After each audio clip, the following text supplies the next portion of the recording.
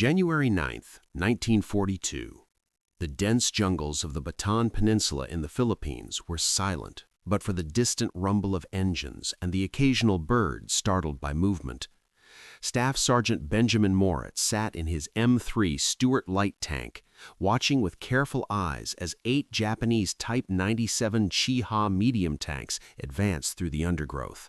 Official doctrine was clear: when outnumbered, withdraw, preserve the tanks, avoid engagement with superior enemy forces.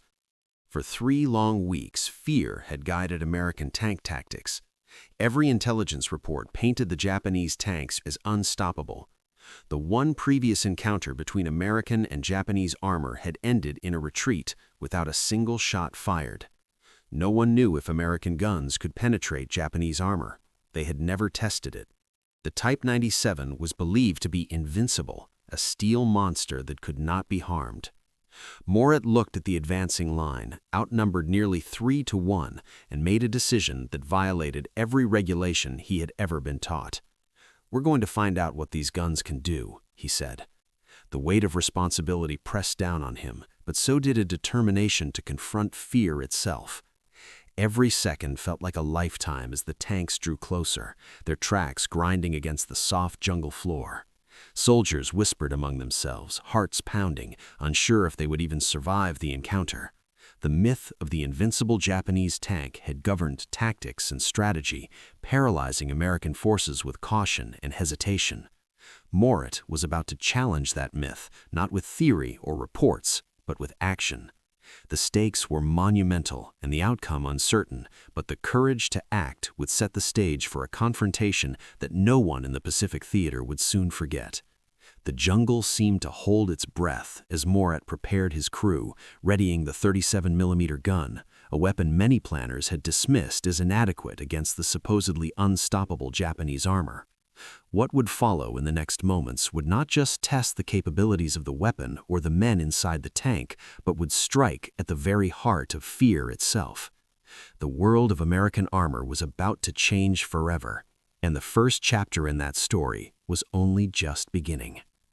Morale among the troops had been fragile. Many were young, barely trained, and their minds were filled with stories of Japanese tanks tearing through lines of infantry with ease. Rumors spread of engagements where soldiers were forced to flee, helpless in the face of an armored juggernaut. The men knew the stakes, and yet the thought of standing still while the enemy approached was unbearable. Morrett's calm, deliberate actions brought a sense of focus to his crew, anchoring them amid the tension. Each lever pulled, each shell loaded, carried not only the potential to destroy an enemy tank, but also the burden of proving that American steel and courage could match and even surpass the enemy's. The air was thick with anticipation, the smell of wet earth and oil mingling, as the first rounds would soon determine the fate of this encounter. This was more than a battle. It was a test of belief, a confrontation between myth and reality. And in those final moments before the fight, every heartbeat echoed the question: could a supposedly invincible machine be brought down by the smallest of American tanks, armed with a gun deemed inadequate? The answer would soon come, but for now, the silence of the jungle was almost unbearable, each man waiting for the moment when history would begin to be rewritten in fire and steel. The morning of January 9th pressed on, the jungle alive with tension and the distant sound of tanks advancing. Staff Sergeant Benjamin Morrett had made a choice that no regulation, no doctrine, and no officer had ever dared. He would engage the Japanese armor head-on.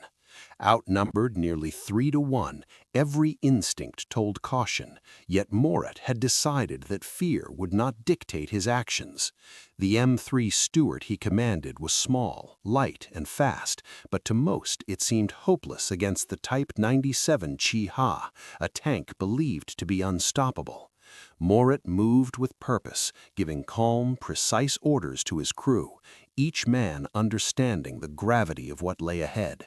They had drilled for months, but nothing in training had prepared them for facing the Japanese advance in the dense, unpredictable terrain of Bataan. Morrett's eyes scanned the jungle, analyzing every shadow, every movement. The Type 97s approached steadily, their engines growling through the undergrowth, unaware that their assumed invincibility was about to be tested. The Americans had been conditioned to fear these machines. Intelligence reports labeled the armor as nearly impervious, superior in every measure to the M3 Stuart. The psychological impact was greater than the physical threat. Fear had shaped 3 weeks of American strategy, keeping tanks from firing, forcing retreats, and ceding ground without a fight. Now, Morrett would rewrite that narrative. He studied the enemy tanks carefully, noting angles, range, and gaps. The 37mm gun on his Stuart had been dismissed by many planners as inadequate, yet it had a secret strength. At close range, it could penetrate armor far thicker than anything they would encounter. Morrett knew this, and his confidence began to ripple through his crew. The tankers adjusted positions, silently checking sights and ammunition, hearts racing but minds sharp. Every second felt drawn out, the anticipation almost unbearable. Morrett took a deep breath, not of fear, but of determination.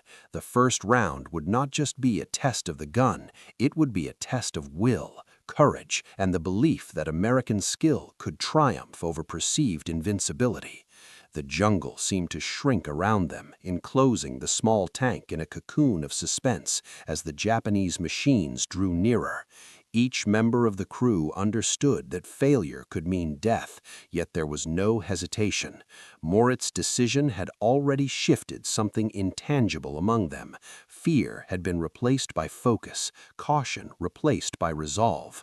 And then, as the first tank breached the edge of the clearing, Morrett gave the order to fire. The gun roared, shattering silence, and the first bullet pierced the air with deadly intent. The myth of invincibility, so long held by the enemy and feared by his own men, was about to be confronted, one calculated shot at a time. In that moment, doctrine and caution became irrelevant. Action and courage would define the outcome. Morrett's choice had set in motion a battle that would not only challenge the enemy tanks, but would begin to rewrite American confidence in their own armor. The quiet determination inside the Stuart, the skillful loading of shells, the unwavering aim, these were the forces that would prove fear itself was the greatest opponent they faced. The jungle held its breath, the line of Type 97s unaware that their supposed dominance was on the verge of collapse, and the Americans, guided by a sergeant who refused to yield to fear, prepared to change the course of tank warfare forever. The moment had arrived. Staff Sergeant Benjamin Morrett's M3 Stuart crouched in the shadows, ready, every crew member alert and tense. The Japanese Type 97 Chiha tanks moved through the jungle with an air of inevitability, tracks crushing undergrowth, engines growling like beasts. For weeks, American soldiers had feared these machines, imagining them as unstoppable steel monsters. But now, that fear would meet determination, skill, and an American 37mm gun.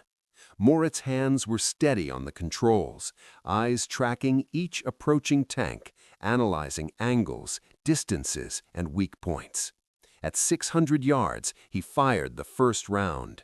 The shell tore through the front armor of the Chiha, punched through the crew compartment, tore through the rear armor, and continued deep into the jungle beyond. A tank thought invincible was suddenly vulnerable. The crew watched in awe and disbelief, the myth of Japanese invincibility shattering in an instant. One tank charged closer, reckless, closing to just 10 yards. Morrett's shell pierced both sides, a single bullet destroying the enemy's pride and threatening the morale of the others. 18 minutes passed, but each felt like an eternity as the Stuart moved from target to target. 8 Japanese tanks destroyed, 0 American losses. In that short span, a psychological barrier collapsed. Fear, which had ruled for weeks, was replaced with confidence and precision. Orders became instinctive. The crew moved with seamless coordination, every shot carefully calculated and devastatingly effective. This was more than a victory of weapon over armor. It was a victory of courage over doubt, skill over myth. Word of the destruction spread quickly, and the enemy's aura of invincibility began to erode. American tank crews now understood something vital. The Type 97 Chi-Ha, formidable in reputation, was not indestructible. Morrett's actions redefined tactics, emboldening men to stand their ground, to fire when the opportunity presented itself, and to trust in the capability of their own weapons. Each destroyed tank sent ripples through both armies. American soldiers gained confidence. Japanese crews faced growing uncertainty. The jungle, once a place of fear and concealment, became a proving ground where courage and quick thinking could rewrite the rules of battle.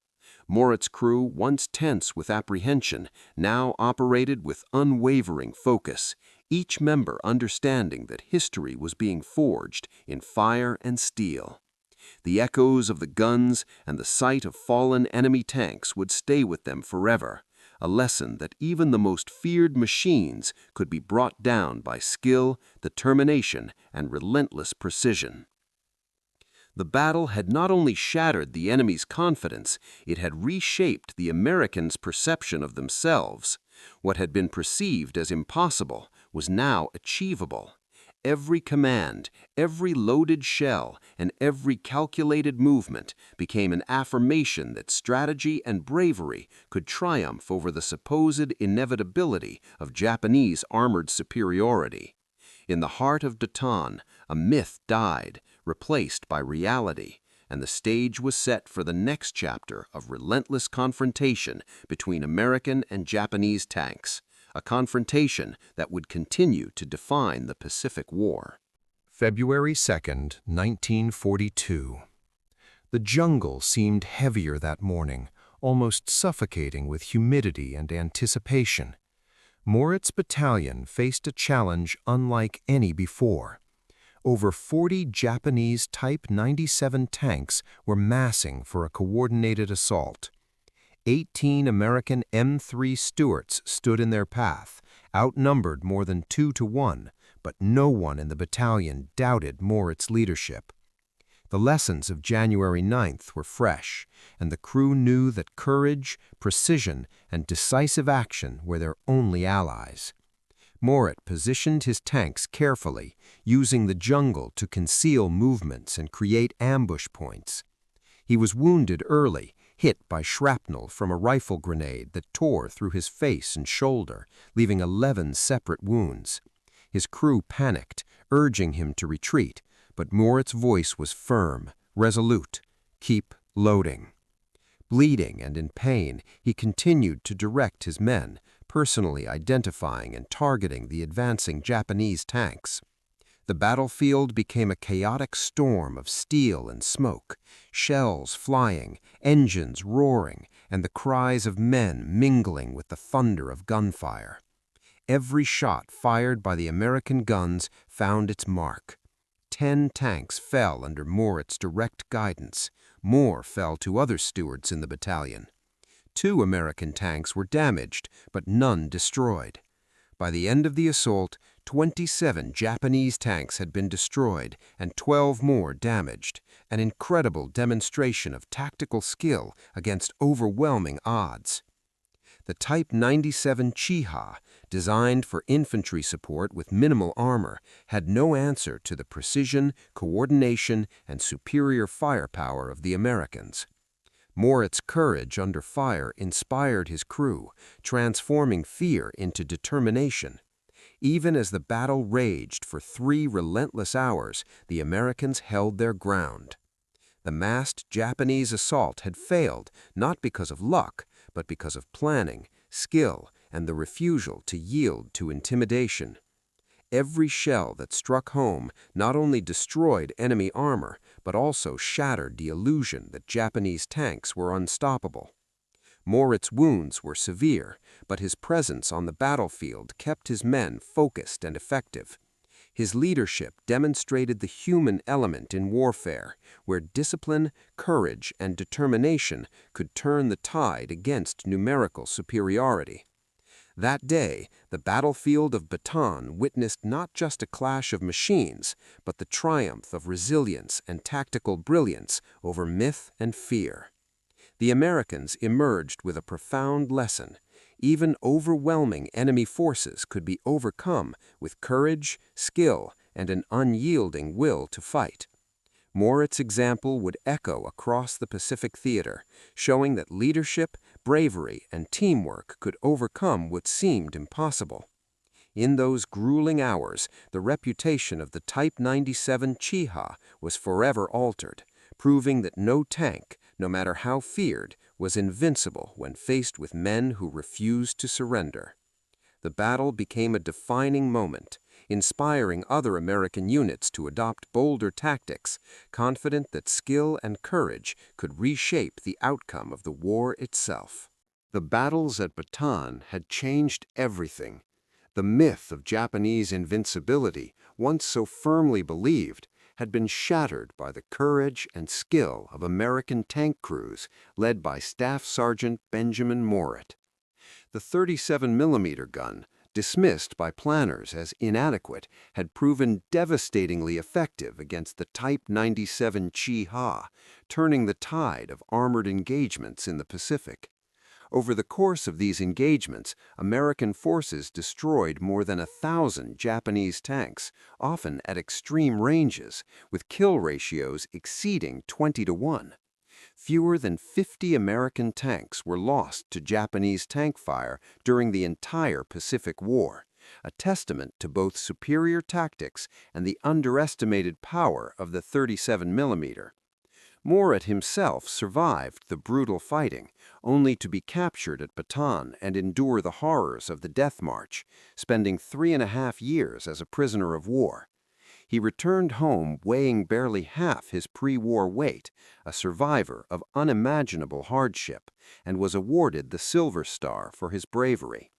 Yet he lived most of his life in quiet obscurity, never seeking fame for the extraordinary feats he accomplished. The real victory of Bataan, however, was psychological. Fear, the unseen enemy, had governed American tank operations for weeks. Once that fear was confronted and overcome, American armor became confident, aggressive, and lethal. Doctrine changed, tactics adapted, and soldiers realized that courage and initiative could outmatch any mechanical advantage the enemy might possess. The legend of the Type 97 Chiha was forever rewritten. No longer were Japanese tanks feared as invincible. They were formidable, yes, but vulnerable to skilled crews and precise, well-aimed fire. The lessons of Bataan echoed throughout the Pacific theater, influencing strategy in subsequent battles and inspiring countless soldiers to trust in their training, weapons, and their own bravery. Morrett's actions became a blueprint for overcoming psychological barriers in combat, demonstrating that often the most dangerous enemy is fear itself. Morale, once fragile, was now strengthened. Soldiers understood that preparation, discipline, and determination could overcome overwhelming odds. In the end, it was not just steel and firepower that determined the outcome of these engagements, but the resolve of men willing to confront the impossible, proving that perception can be as lethal as any weapon, and that invincibility exists only in the mind, until it is challenged and destroyed. Every battle that followed carried the echo of Morrett's courage, a reminder that bravery, skill, and leadership could turn the tide even in the darkest hours of war. Beyond the battlefield, the impact of these engagements extended into the broader strategy of the Pacific War. American commanders began to see that smaller, well-trained forces could exploit weaknesses in enemy armor and terrain, creating opportunities that brute force alone could not achieve. The 37mm gun, once dismissed as inadequate, became a symbol of ingenuity and effective firepower. Morrett's experience demonstrated that careful observation, decisive action, and unwavering focus could multiply the effectiveness of any weapon. The stories of the men who faced down seemingly invincible tanks became lessons in courage and leadership, reminding generations of soldiers that fear is often the greatest obstacle to victory. Through the courage of a single sergeant and his crew, the perception of Japanese tanks as unbeatable machines was permanently altered, leaving a legacy of hope, confidence, and inspiration that would endure long after the guns fell silent. The battles of Bataan, once feared as hopeless, became a testament to human courage, the power of decisive action, and the enduring truth that fear can be conquered with skill, resolve, and determination.